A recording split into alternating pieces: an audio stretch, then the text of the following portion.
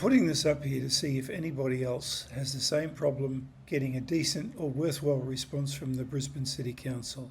I don't seem to do very well. Here's 3 examples. November last year, the digital lights that illuminate the bikeway pathway in Victoria Park at night were out. So I went back the next morning, snapped a pic of the number on one of the poles and sent a message through to the Brisbane City Council text line. And I got a nice little response. A week later, I got a call, and it was something along the lines of, "We need to know how many of the lights are out before we send a crew." And I thought, well, why are you ringing me? I said, I don't know. It just struck me as odd that they were ringing me to see if I could help them further. Why didn't they just send someone out? And why do they need to find out how many lights are out? Does it matter if it's 1 or 10? It was just a bizarre call. And I explained at the end that I couldn't count how many lights were out. I just knew it was a lot. I never heard any more of that.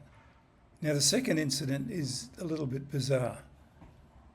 I walk a bit, and along Gilchrist Avenue last year I'd noticed a trailer had been dumped there, or it looked like it had been dumped.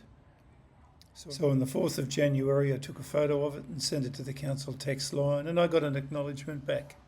18 days later, on the 22nd of January, I got an email, and it suggested that I go and get the VIN number off the bars on the trailer.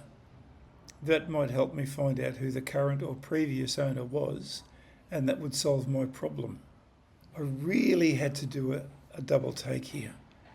First of all, it wasn't my problem, and I was only reporting it because I had seen it there, and I know that Brisbane City Council staff who go past there wouldn't have reported it.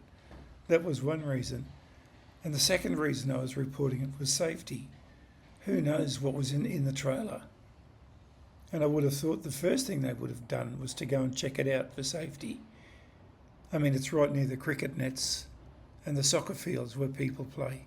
The first thing to do is to send an email out a few weeks later, putting it back on the person who reported it. So I sent an email back to the bloke saying, look, this is not my problem. I'm not interested in it. I've just reported it to the council. And he replied, oh, we send this to everybody. And I thought, well, what's the point of that? Anyway, no matter. But the trailer's still there today, which is 17th of February. It's got a sticker on it. It has a sticker on it, but it's still there. The third one is the most bizarre of all. On the weekend, somebody took out a bollard just above the top of the park. At the same time, they knocked a road safety sign from the footpath down into the park. So what did I do? I took a photo of it and texted it to the council. The reply I got was, this is not a council issue, this is a city parklands issue. Here's a phone number, you can ring them and tell them. Now the amount of time it would have taken to prepare that, they could have simply rung that phone number themselves or sent an email across to the parklands people saying, have a look at this is a report we've got, but no, they put it back on the ratepayer. It's not their job to do this.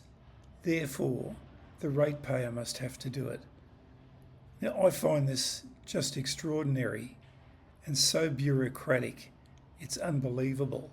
I'll be really interested to hear if anybody else has had similar useless experiences with the Brisbane City Council. As always, thanks for watching.